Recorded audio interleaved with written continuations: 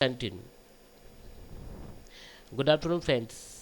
आज जो मेरा चैप्टर है वो है चैप्टर नंबर 8, जिसमें हम बात करेंगे राउटिंग प्रोटोकॉल्स।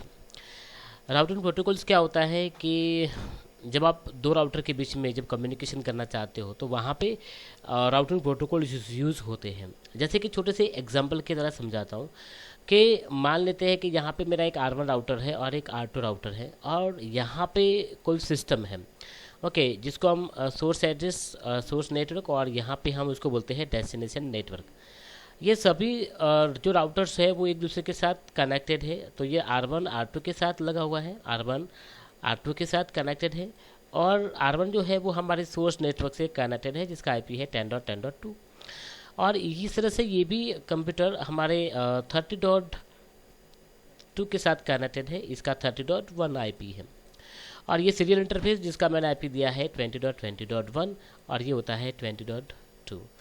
तो दोस्तों, जब हम यहाँ पे राउटिंग की बात करते हैं, राउटिंग प्रोटोकॉल की बात कर रहे हैं, तो राउटिंग प्रोटोकॉल के बिना एक IP पैकेट को आप यहाँ पे सोर्स नेटवर्क पे, मतलब सोर्स नेटवर्क से डेस्टिनेशन नेटवर्क पर आप उसको मूव नहीं करवा सकते।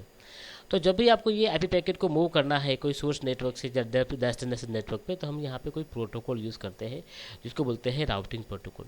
तो दोस्तों, ये राउटिंग प्रोटोकॉल के द्वारा ही राउटिंग होता है। ओके, तो आई थिंक आपको समझ में आ गया राउटिंग प्रोटोकॉल क्यों जरूरी है राउटिंग करने के लिए।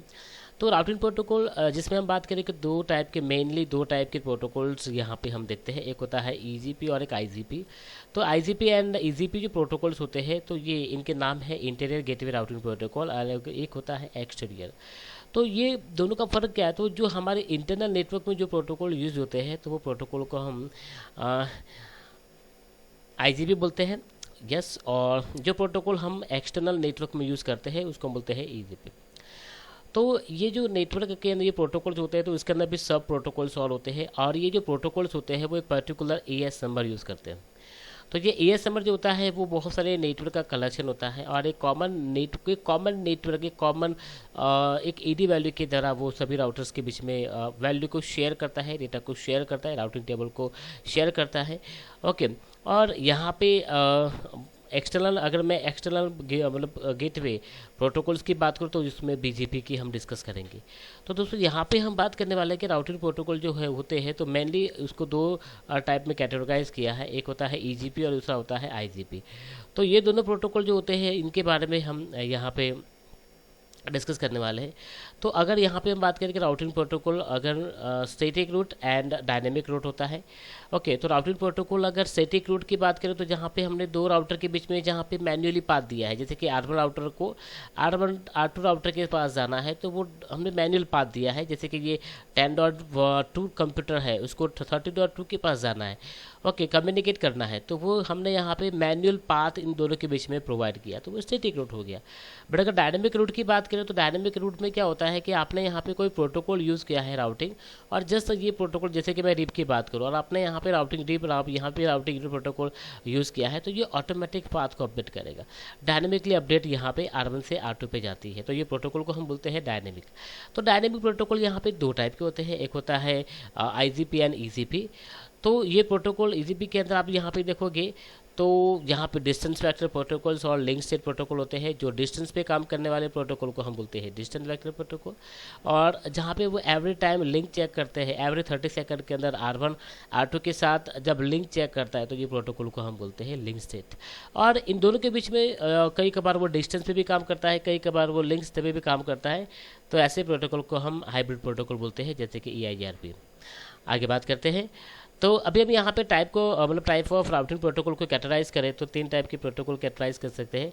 एक होता है लिंक स्टेट, दूसरा होता है डिस्टेंस वेक्टर प्रोटोकॉल, और तीसरा होता है हाइब्रिड प्रोटोकॉल। तो लिंक जो मैंने आपको बताया कि ये R1 राउटर जो है वो R2 राउटर के साथ कम्युनिकेट करने के लिए R1 हमेशा एवरी 30 सेकंड के अंदर या फिर एवरी 10 सेकंड के अंदर वो हेलो पैकेट के द्वारा दो राउटर के बीच में लिंक चेक करता है, उसको बोलते हैं लिंक स्टेट। अगर यहाँ से रिप्लाई आ रहा है, R2 से रिप्लाई आ रहा है, इसके बाद वो क्या करता है, अपनी राउटिंग टेबल को अपडेट करता है, टोपोलॉजी टेबल को अपडेट करता है, एंड डेटाबेस टेबल को भी अपडेट करता है। डिस्टेंस वेक्टर में प्रोटोकॉल क्या होते हैं कि दोस्तों यहाँ पे R1 R2 के साथ और R2 R3 के साथ कनेक्टेड है, और यहाँ पे कोई कंप्यूटर कनेक्टेड है। ओके, बट यहाँ पे कोई कंप्यूटर है जो एक ही राउटर से दूसरा एक R1 राउटर है और जो हमारे कंप्यूटर के साथ कनेक्टेड है। तो यहाँ पे आपका जो पैकेट है वो R1 R2 and R3 router से पास होगा। बट जहाँ पे एक R4 राउटर है, जहाँ से ये राउटर क्या करेगा, ये डिस्टेंस पे, ये पाथ पे आपके पैकेट को रूट कर देगा।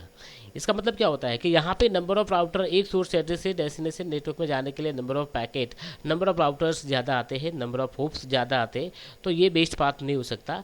तो कई कबार ऐसे प्रोटोकॉल्स होते हैं जो डिस्टेंस पे काम करते हैं। कम डिस्टेंस मतलब कम होप्स कहाँ पे आ रहे हैं, तो सेकंड नंबर के रूट पे, तो ये पाथ को क्या करेगा, बेस्ट रूट करेगा। और हाइब्रिड का मतलब होता है कई कबार वो डिस्टेंस पे काम करता है, कई कबार लिंक स्टेट में भी काम करते हैं। तो दोस्तों यहाँ पे बात करते हैं एक एडमिनिस्ट्रेटिव वैल्यू क्या होता है। तो ये एडी वैल्यू जो होता है वो एक पॉसिबिलिटी वैल्यू होती है between a source address to destination network के बीच में। जैसे कि अगर R1 राउटर R2 राउटर के साथ कम्युनिकेट करना चाहता है तो उनके दोनों के बीच में अगर एडी वैल्यू लोवेस्ट होगी तो वो क्या होगा, बेस्ट रूट होगा हमारे लिए।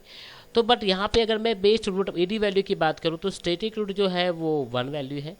IGRP का क्या होता है 19, EIGRP का होता है यहाँ पे 100, EIGRP का होता है 19, IGRP का होता है 100, OSPF 110, रेप 120। तो आप यहाँ पे देखो सबसे एडी वैल्यू किसकी लोएस्ट है, तो स्टैटिक रूट। तो दोस्तों स्टैटिक रूट जो होता है वो लार्ज नेटवर्क को सपोर्ट करता नहीं है, इसलिए हम स्टैटिक रूट यूज़ नहीं करती है। दूसरे EIGRP, तो EIGRP वो रिलायबल प्रोटोकॉल है, हम बहुत सारे राउटर के अंदर उसको यूज़ कर सकते हो क्योंकि उसकी एडी वैल्यू सबसे लोवेस्ट है। तो दोस्तों जो राउटिंग प्रोटोकॉल की एडी वैल्यू सबसे लोवेस्ट होती है तो वो राउटिंग प्रोटोकॉल बेस्ट होता है। ओके, आगे बात करते हैं। तो यहाँ पे अगर मैं बात करूँ कि प्रोटोकॉल्स, तो मैंने बोला कि यहाँ पे distance vector protocol, link state protocol और हाइब्रिड। तो डिस्टेंस पे काम करते हैं वो प्रोटोकॉल को हम डिस्टेंस वेक्टर प्रोटोकॉल बोलते हैं। और जो लिंक पे काम करते हैं एवरी 30 सेकंड के अंदर या एवरी 10 सेकंड के अंदर R1 R2 के साथ कम्युनिकेट करने के लिए एक लिंक सेंड करता है, हेलो पैकेज सेंड करता है और दो राउटर के बीच में लिंक चेक करता है, उसको बोलते हैं लिंक स्टेट। एंड हाइब्रिड, तो दो राउटर के बीच में कई कबार distance vector and distance link state पे काम करता है।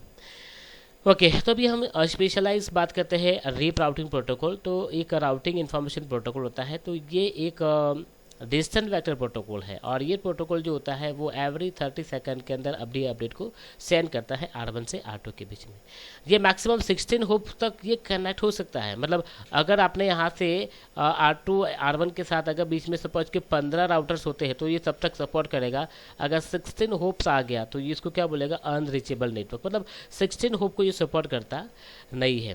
रिप दो टाइप के होते हैं, RIP version 1 and RIP version 2। तो रिप वर्जन 2 की बात करें तो मोस्टली ये रिप वर्जन 1 जैसा ही होता है, but R1 and RIP version 1 and RIP version 2 के अंदर अगर बात करें तो R2 जो होता है वो distance vector protocol with the means that routing RIP okay और ये पीरियोडिक टाइम के अंदर इंटरवल्स के अंदर अपडेट सेंड करता है। ओके, लूप अवॉइड करता है। Okay, and reversion that whole timing जो है वो timer just split horizontal timing जो होता है वो थोड़ा डिफरेंट होता है R1 रिवर्जन 1 एंड रिवर्जन 2 के अंदर।